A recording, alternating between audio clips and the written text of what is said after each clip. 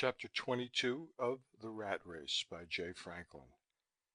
The white-coated medical man, he said he was associate psychiatrist at the Phipps Clinic, beckoned me to follow him into a side room. He waved me to be seated and closed the door. "You see, Mr. Tompkins," he told me, "everybody's crazy." There is no point in recounting the stages which had converted my panic flight from the wrath of the Secret Service into this interview with one of John Hopkins' psychiatric staff, except that I had been amazed by the ease with which he had drawn me aside shortly after I had sat down in the waiting room. "Of course I realize, Doctor," I replied, "that everyone must be abnormal, since that is how you establish an average normality. My case is so peculiar, though, that I'd like to have you check on me." "Here we can take you only on the recommendation of a registered physician or psychiatrist," he told me. "We're understaffed and overcrowded as it is. My advice to you would be to return to your home you live near New York, you say and put yourself in the hands of your regular family physician. There are plenty of institutions in your part of the country which are fully qualified to give the necessary treatment. Even if you were recommended to us now, we could only put you on the waiting list." I murmured something vague about war conditions and neurotics, but he raised his hand like a traffic cop and interrupted me. "The war, at least so far as active service is concerned, has taken a load off us, Mr. Tompkins," he informed me. "You see, in normal times people live under any normal of pressures which force them to restrain their natural impulses. War gives them outlets, including sex, a sense of gang solidarity, and permission to commit acts of violence and homicide, which would result in jail sentences for them at other times. Of course, there are a good many psychos coming out of actual combat, but the government takes care of them. No, the bulk of our current cases are essential civilians, generals, administrators, politicians, business executives, who find that the war simply redoubles the pressures on them. Some of them are really insane in the medical sense, but their positions are so high that we dare not insist on their hospitalization. Instead, we have a simple prescription which most of them find no difficulty in taking. Perhaps it would help in your case." "What's that?" I asked. "Oh, just go out and get drunk now and find yourself a girlfriend. Blow off steam, in other words. Find an outlet for your natural impulses. If the White House had consulted me, Roosevelt might still oh well, no use crying over spilt milk. Half the mental trouble in this country is due to people trying to be something they are not, and the other half is due to people trying not to be something that they naturally are. Primitive people are rarely troubled with neuroses." "But you said that everybody's crazy, Doctor," I objected. "How does that fit into the picture?" "Mr. Tompkins," the psychiatrist remarked, "you must have noticed that the only sane people today are the alleged lunatics who do what makes them happy. Take the man who thinks he is Napoleon. He is Napoleon and is much happier than those who try to tell him that he isn't. The real maniacs are now in control of the asylum. There's a theory among the psychiatrists that certain forms of paranoia are contagious. Every now and then, a doctor or a nurse, here and at other mental clinics, goes what they call crazy and has to join the patients. My theory is that it is sanity which is contagious, and that the only sane people are those who have sense enough to be crazy. They are locked up at once for fear that others will go sane too. Now, take me. I'm—" At that moment, two husky young men came in and led him away. After a short interval, one of them returned. "I'm sorry this happened, sir," he apologized. "Dr. Murdoch is a tragic case.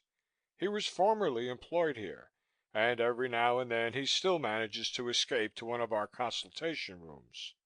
He's quite harmless. What was he telling you?" "That the only sane people in the world were the lunatics," I said. The young man nodded. "Yes, that's his usual line. That's what got him committed in the first place. For my money, he's right, but he oughtn't to go around saying it. And what can we do for you?" I told him that the associate psychiatrist had advised me to put myself in the hands of my family doctor and had prescribed a dose of wine, women, and song as a method of restoring my mental balance. I was troubled by serious loss of memory, I said, and needed treatment. He nodded again. Boy, when I finish my internship and start private practice, am I going to clean up in the upper brackets with that one. Murdoch's crazy to waste that on these people in Phipps. They can't follow his advice. This one is strictly for Park Avenue. I left the clinic, phoned the hotel in Washington from a pay booth in a corner drugstore, and told Germaine to join me at Pook's Hill. I said that I had had to leave Washington in a hurry and would explain when I saw her. I added that I'd just had a consultation at Johns Hopkins and had decided to take medical treatment.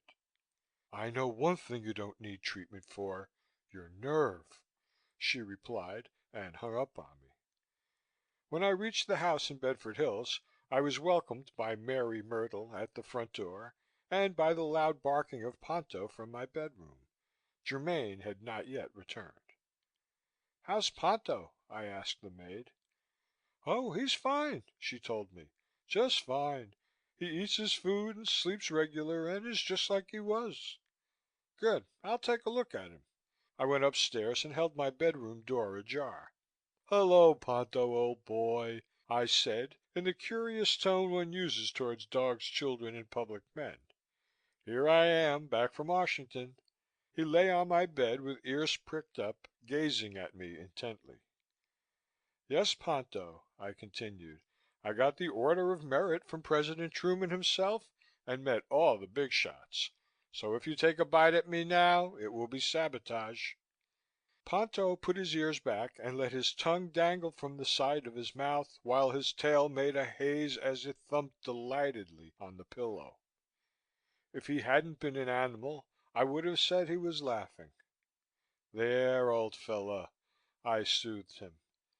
He woofed affectionately, jumped to the floor, and stood beside me, panting and drooling. Thank God you're well again, Ponto, I told him. We can't have two loony people in this house. Now it's my turn to go to the vet's and be treated. Ponto's answer was to lick my hand convulsively and wag his tail and otherwise give a splendid impersonation of an affectionate friend of man whose beloved master had returned. So I took him downstairs with me and turned him out for a run on the lawn while I sat in my den and tried to get my thoughts in order. What worried me most was Virginia Rutherford's sudden change in manner. From having been definitely the woman scorned, angry, hurt, and hell-bent for revenge, she had adopted an air of friendly complicity the moment I had left the White House. This made no sense to me. Germaine was unchanged, but that was because she was a simple woman who was in the obvious process of falling in love with her own husband. Whatever I did would be all right with her, which was a great comfort, but not much help. Then, too, I was beginning to get uneasy at the increasing glibness and complexity of the lies I was telling. It was almost as though I were playing a part for which at some time I had once rehearsed. As Tyler had told me in the State Department, it would be interesting to know how I happened to invent the legendary Z2. There was the crunch of gravel as an automobile slowed to a stop outside, the click of a key in the lock, and then Germaine was in the den and in my arms, with all the etchings of ducks staring at her. "Winnie," she exclaimed, "you are the most unexpected person. I had the most awful time at the Willard after you phoned me. When I tried to pay the bill, they wouldn't take my check because my name wasn't Grant. In fact, I had to telephone that nice Mrs. Jacklin before I could find a bank that would give me the money. Then that Mr. Harcourt from the FBI came in and talked to me for the longest time. He seemed quite surprised when I told him you had gone to Johns Hopkins. Don't you feel well, dear?" "I never felt better," I assured her. "No, Jimmy, that was because somebody in the Secret Service got the idea I ought to be put in an asylum. It's a nasty little trick of theirs, I gather, to send a man to the booby bin for life if they don't like him but have no evidence against him. so I thought I'd play it smart and beat them to the punch. That's why I went to Baltimore, to get a mental checkup at the Phipps clinic." "Did they are you all right?" she faltered. "I couldn't bear it if—" I laughed and gave her a good hug. "I'm all right," I told her. "They didn't have time to examine me, but gave me two bits of advice. First, I was to get Jerry Rutherford to handle my case. I guess you need political influence now to get yourself locked up. And then I was told that I ought to have more liquor and women in my life. It seems I'm getting in a rut." "Winnie!" "Uh-huh. They recommended it for curing highly inhibited cases like mine. I'm repressed or something." "It must be something," Germaine observed 15 minutes later. "Oh, dear, I didn't even think whether the door was locked. I'm a sight. You don't act repressed to me." She turned her face towards me, her eyes laughing. "In any case, I'll have to see a doctor," I said. "And it might as well be Rutherford. He knows so much about me that I won't have to do a lot of explaining." "Winnie?" Germaine swung her feet to the floor and straightened her clothes. "Winnie," she repeated, "must you go to a doctor? Can't we try the other prescription? I mean, give it a good try?" I shook my head. "No can do. I've got to get my memory straightened out. You and I, well, we're all right now. But there's my business and then there's the Secret Service. I can't seem to remember a thing before the 2nd of April, and I did so much lying in Washington trying to cover up that I may get into real trouble. That's what Virginia said, that I'd lied myself into a worse mess than I'd lied myself out of." My wife pouted. "Don't those treatments take a long time?" she asked. "I remember when they sent Cousin Frederick to the asylum after that time when he put tear gas in the air conditioners in the Stock Exchange. It was 3 years before they let him out. Of course, he was crazy, though we pretended it was only drink. That time he tried to tattoo the little Masters girl. But won't they keep you locked up and do things to you?" "Hanged if I know," I said. "But they can't keep me there a day longer than you or I want. It isn't as though I was being committed to an asylum. It's just that there's a bad crack in my memory.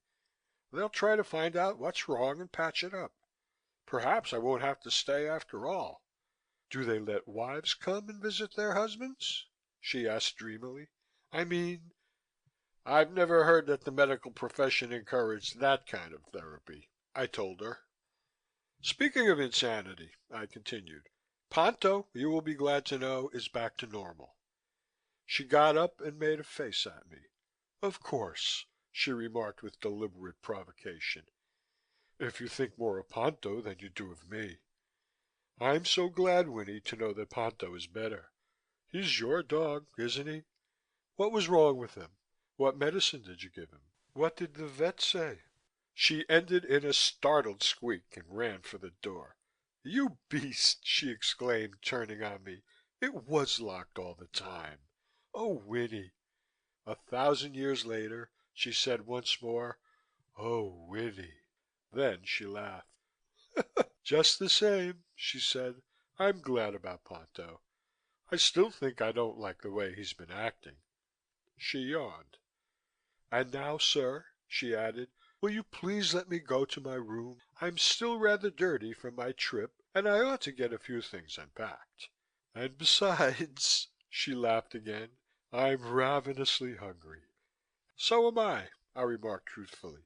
"But—" "I know we're both crazy," she told me some time later, "and perhaps they'd better give us a double room at the asylum. But I know that unless I eat something right away, I'll be dead in the morning." "Let me see if there's anything in the icebox," I said. "Mary's probably given up dinner long ago." "Her name is Myrtle," Germaine corrected me. End of chapter 22.